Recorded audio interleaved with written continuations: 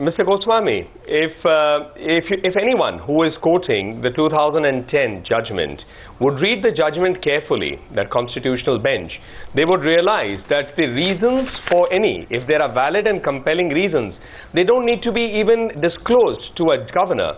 They need to be disclosed to the court were the person to go to court.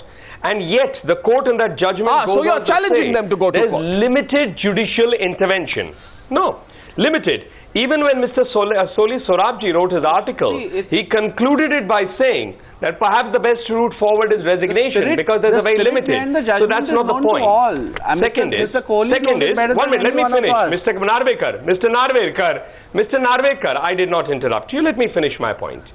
The second point I want to make here is, with regard to it, Mr. Narvekar was constantly saying it's happened, governors were removed in successive governments. I just pointed out the Vajpayee government did not do so. It in fact reappointed a former Congress Home Minister. So I don't like the blanket usage. The third point is not all governors are being replaced.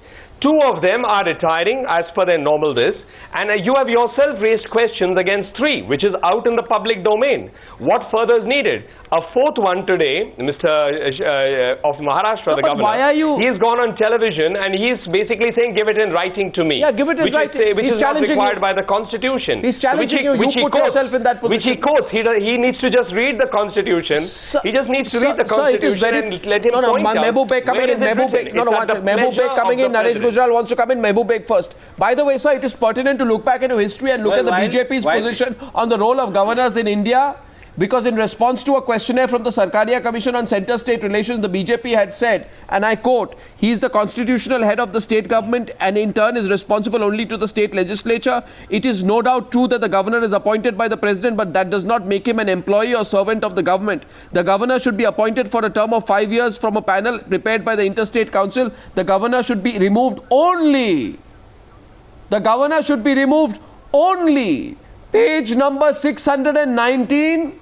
Volume number 2, Nalin Kohli, of the response of the BJP to the questionnaire from the Sarkaria Commissions on Centre-State Relations. Yes. This is what the BJP said. The governor should be removed only by impeachment in Parliament or by a procedure analogous to that provided in the case of a judge of the Supreme Court. He is not. He is not to be transferred from one state to the other. So you can't punish Sheila Dikshit by removing her from Kerala and sending her elsewhere. Sir, this is your party's views. I have just quoted your... Do you want to... I will answer that. No. What is your answer to that? Thank you. What is your answer? You have no answer to that. No, it's thank you. There is an answer. No answer to that. That's a recommendation which the Congress party and others chose not to implement. So it's a recommendation. When it is implemented, it will apply. You can't have 2 sets of rules in operation. You can't have 2 sets of rules in operation.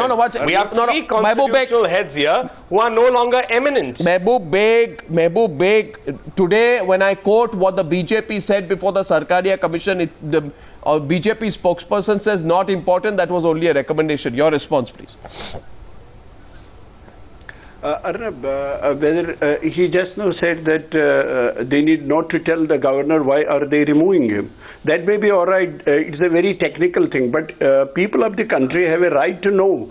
Let's know the reasons, and if they are doing it on merit, on genuine reasons, nobody will have an objection to that. I think they have no problem. They should take people of this country into confidence. Point number 1. Point number 2, do they want to undo everything which Mr. Vajpayee did?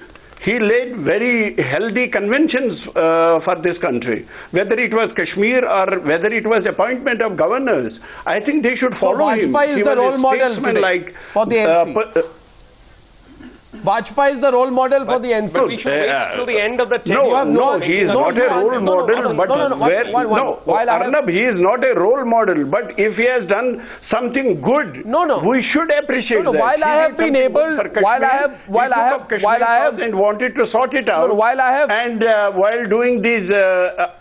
Sir, while I have found a loophole in Nalin Kohli's argument by quoting what they had said before the Sarkaria Commission, which I am sure Nalin Kohli will go back and read and then he will understand where I am coming from. I want you to answer what Naresh Gujral says. Naresh Gujral goes on the politics of it. I mean, how is it looking? You're hanging on. One more day. Let us stay, let us fight. You got 44 seats. 44 seats the Congress party has. Sorry to say this, Rita Brata, single digits the CPM has. Jointly, you don't even have 55. I mean, this pathetic situation that you are now in, and you want to actually exercise some kind of a highfalutin moral position on why your governors should be allowed to continue. I mean, I would have thought actually, Mr. Mehboob Beg, that all governors would have resigned on the 16th of May simply out of deference for the verdict of the people of India. But now what you're hanging on to the coattails Arnav, what has of number Raj of MPs to do with the appointment of governors? What will you do? Why do you have Arnav, to... Why? what has because you're a political appointee. MPs to do with appointment of governors? Because you're a political appointee. Congress has 44... Because you're a political appointee. Because you're a politician. Because you're a political appointee. I thought the governor was of the state and was appointed by the surely, but appointed on the advice of the government. Don't tell me. I didn't know governors were of political parties. No, BJP should remove those and put their people in place. Let them. Why are you? What's so touchy about it? What does a governor do anyway besides cut? What does a governor do anyway besides cut ribbons? That's not true. Why does, well, certainly... The constitutional authority, no, and we have seen the governor of Maharashtra exercising that authority under the constitution. The distribution of grants and funds is an important the governor of Maharashtra. That's a constitutional the governor right of Maharashtra. Which the governor of Maharashtra has exercised in the past. The governor of Maharashtra. The governor of Maharashtra, I have great personal regard for him, but as governor of Maharashtra, refused sanction to prosecute Ashok Chavan, who was indicted in the Adarsh Commission report. Though the governor is completely independent of the government, technically Shankar Narayan's actions did not dispel the notion that they could be partisan. And fact of the matter is, why don't you just all go? That's it. Resign. Let life continue. Mr. Mehboob Beg, what really is this? What do you hope to do? What are you hoping for, that Kamla Beniwal will create a little bit more trouble for Anandiben Patel? Is this what you want? No, Arnav, that's what I was telling you. Two negatives do not make a positive. If something has been done which is wrong, even by the Congress government, we hope that the new incumbent government will do things which are good for the country, will lay down good conventions behind them. That's what this country wants. Okay. Naresh Gujral on the politics of hanging on. On the politics of hanging on, I think you had made a very clear and blunt political point. Do you find your point answered? You know, these governors are behaving like unionized labor. Give us a show cause notice, hold an inquiry, only then will we go. Why weren't they thinking of all these things when they were playing political games sitting in the Raj Bhavans, when they were trying to destabilize opposition governments sitting in those Raj Bhavans? Name the person. Which Did governor? They not think of these things Which then? Which governor are you talking of? We all know them. We all know the names. I don't want to go into names. We all know the names. But coming to a broader point which you raised, that they were only cutting ribbons, Arnav, I think the time has come now that we should downsize this institution. When India got independence, there were 13 or 14 governors. Today we have more than 29. I so agree with you. I think time has now come to make regional governors. Yeah. We can have 3 small states having 1 governor. Yeah. So I think this debate also should now take place in Parliament and outside. Absolutely. And may I add to that suggestion, Mr. Naresh Gujral, those large and fancy Raj Bhavans which, seem like, the viceregal lodges of completely out of sync. I think they should all, Rita Brata, be converted into parks.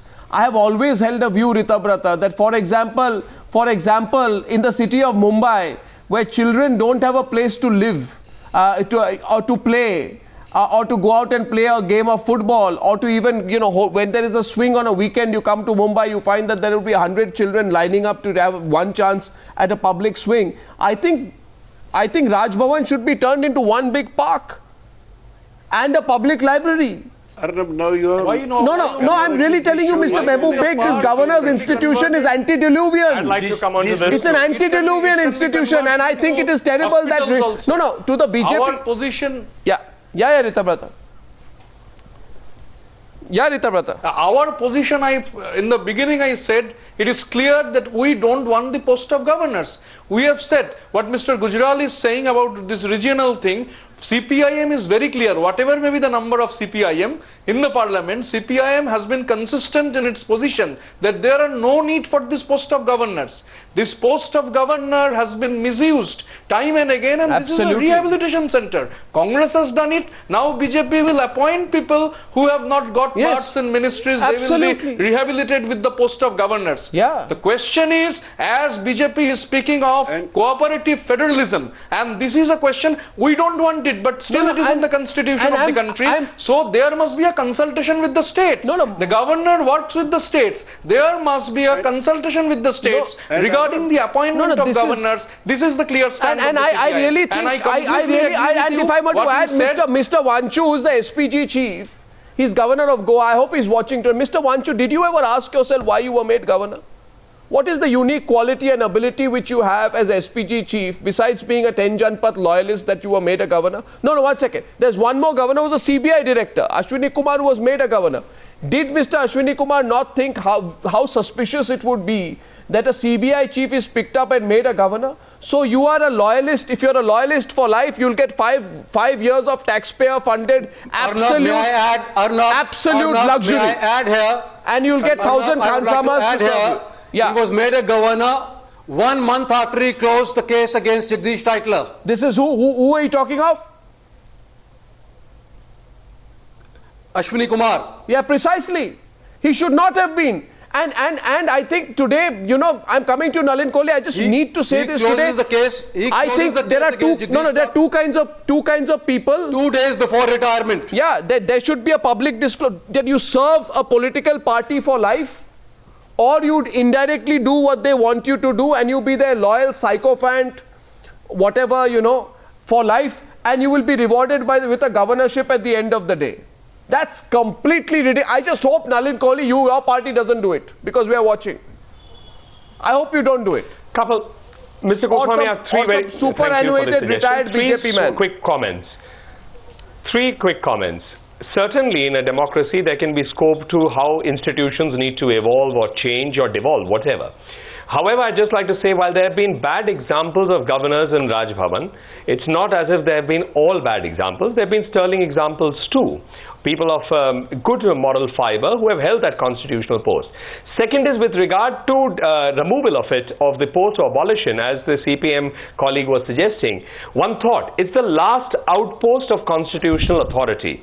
Just in a hypothetical situation, if there were a situation where there was a constitutional impropriety by the elected representatives or by the state legislature, who is that authority then? Unless it's vested in somebody else. It may not be unless like the Chief Justice. It has to be the constitutional authority has to be vested for situations of crisis, not routine. And the last. One interesting input. The only high office in this country that does not enjoy any post-retirement perks is the office of the governor. Okay, so I just want to say one thing, doesn't matter. Just two things. You say it's the last post of constitutional authorities. I think it is the last post and the last posting for retired sycophants as well. And I think in modern India, we can do away with the institution. Otherwise, at one point of time, governor generals and viceroys were also part of our tradition. We removed them, no? Remove it. Let's move on. Let's create a new India. We don't need governors. But we need their estates. We need their estates. And I'm telling you, I'm putting this question to everyone tonight. If I put a question, let's turn governors' houses into parks. What do you think? Let's get a call-in show one day on that. Thank you very much, gentlemen, for joining me on that debate. Thank you.